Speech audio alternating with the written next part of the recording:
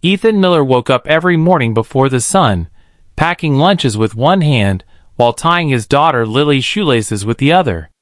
Since his wife passed away 3 years ago, life had become a careful balance of deadlines and bedtime stories. He worked as a senior analyst at a mid-sized firm, respected for his dedication, known for never saying no to overtime. What he didn't know was that his silence was often misunderstood. At the office, his boss, Rachel Donovan, watched him closely. She admired his discipline, the way he stayed late without complaint, the way he spoke about Lily with quiet pride. Rachel was successful, confident, and lonely in a way she rarely admitted.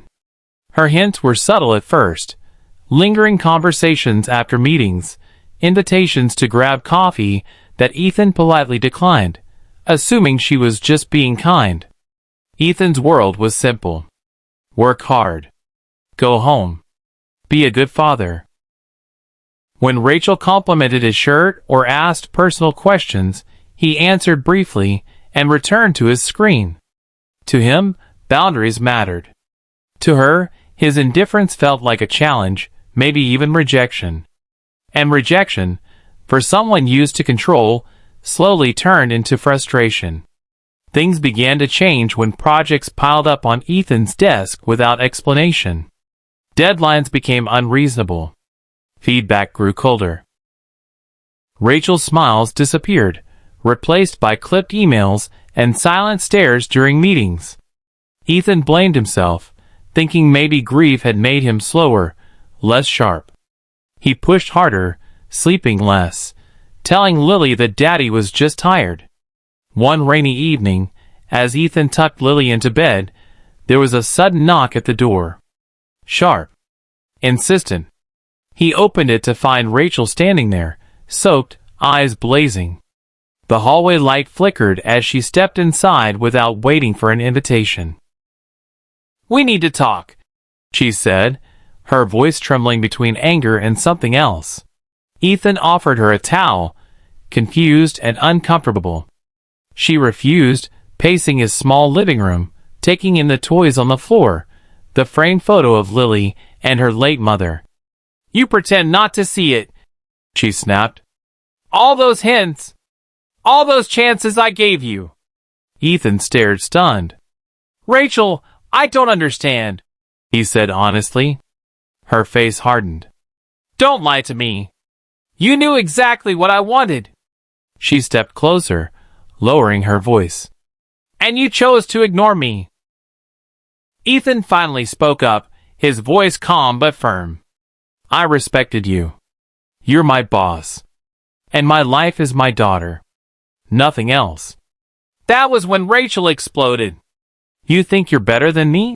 she yelled, tears mixing with rain. Lily stirred in her room. Ethan raised a hand, pleading for quiet. But Rachel was past listening. "You're fired," she screamed. Effective immediately. If this story is touching something inside you, take a second right now to subscribe. Stories like this remind us that real life doesn't come with background music, only lessons worth hearing. The door slammed behind her, leaving Ethan standing in silence, heart pounding. He lost his job in a moment that felt unreal, like a bad dream he couldn't wake from. That night, he sat on the kitchen floor after Lily fell asleep, staring at the walls, wondering how doing the right thing had led him here. The next weeks were brutal. Rejection emails filled his inbox. Bills stacked up. Ethan sold his car and took freelance work at night. Still, he never let Lily see the fear. To her, Daddy was still strong, still smiling. He read bedtime stories even when his voice shook from exhaustion. Then one afternoon, a former coworker called. "You should know," he said carefully. "HR is investigating Rachel. You weren't the only one." It turned out Ethan's silence had protected him more than he knew. Emails, witnesses, patterns of behavior, all pointed to abuse of power. Rachel was suspended pending review. Months later, Ethan was called into the office again, this time by the board. They offered him his job back, with an apology and a promotion. He listened quietly, then declined. "I found something better," he said. He had started working remotely for a different company, one that valued results over control, boundaries over pressure. On his first free evening in months, Ethan took Lily to the park. As she laughed on the swings, he felt lighter than he had in years. He realized that losing a job had nearly broken him, but losing himself would have been worse. Rachel never contacted him again. Word was she left the company quietly, her reputation damaged beyond repair. Ethan didn't feel victory, only relief. He taught Lily that night that saying, "No," is sometimes the bravest thing you can do.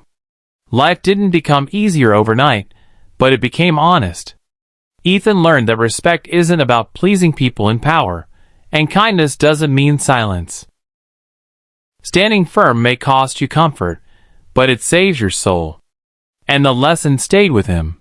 When you ignore the noise and protect what truly matters, even being fired can become the beginning of freedom.